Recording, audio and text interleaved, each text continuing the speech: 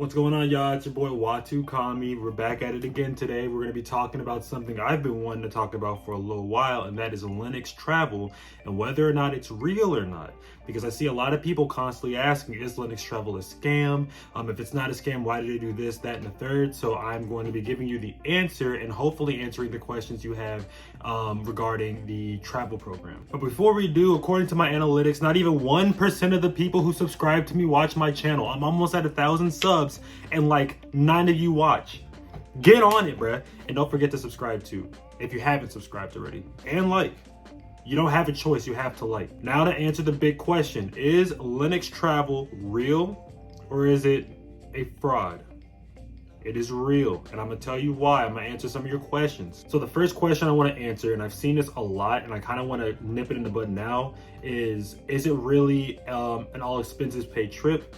It is not. They never claimed to be. Basically what it is imagine it being a really big coupon. Right. So on average, most people to pay to get there and to stay there, it's about $3,000. But basically what they do is they end up taking away the amount of money you would have spent to stay there. So your stay there is paid. But to get there and, you know, of course, for like parking and, you know, to get food and all the other extra stuff that would come with being on the resort itself, you would have to pay for it. So for example, you probably would have paid $2,800 to go there and come back, but because of what they're doing with the sweepstakes, you would really only be paying around, I think, $1,400. So it takes away that big chunk of money that you would have been spending to stay there, whether it be the resort or being on the boat. So another question I've seen a lot is, if it's supposed to be a sweepstakes, how come so many people from the same sweepstakes end up winning? A lot of it is because whoever wins, for the majority of them, they never actually bite. So usually they'll just go and they'll pick the next winner.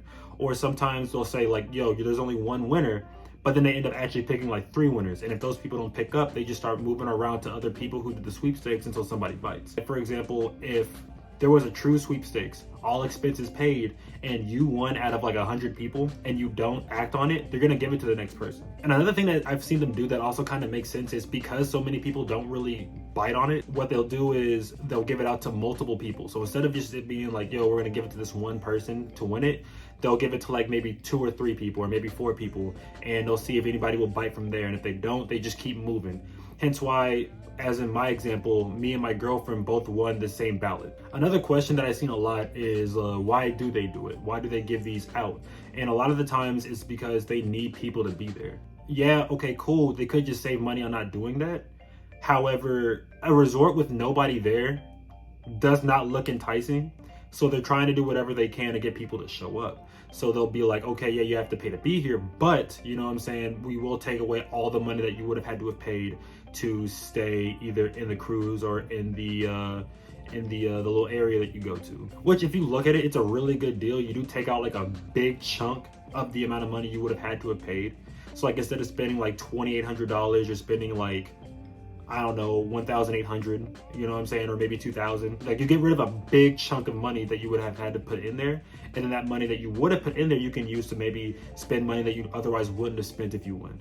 Okay, so the last question I'm gonna try to answer is, why, if it is real, is it so hard to find information on it? A lot of it is because it is relatively new. I think it's only been around for about 2.5, 3 years. And with most new companies, yeah, you can probably find better information for them on Google. But I think because of how controversial Lennox is, not because of anything that they've done, but because of how sketchy their business model is, a lot of people ask if it's real. So then instead of it just being like, yo, Lennox travel, and instead of it showing you a lot of like the legit stuff, the first stuff that'll pop up will be like, you know, is Lennox a scam? All this stuff, and like, it makes it really hard for people to be able to understand whether or not it's real or not. And it doesn't really help when you really can't find that on YouTube or anywhere else like that. But yeah, guys, I'm kind of having a brain fart right now. So if you guys have any other questions that you want answered, feel free to put them in the comments and I will definitely answer those. The main questions that I basically put up there were questions that I've seen a lot from other people, and the main questions that I had whenever I wanted to do it. And if it did help you, please leave a like. Share this around, show me some love, and yeah, you guys, it's been Watu Kami, and I'll see you guys later. Peace.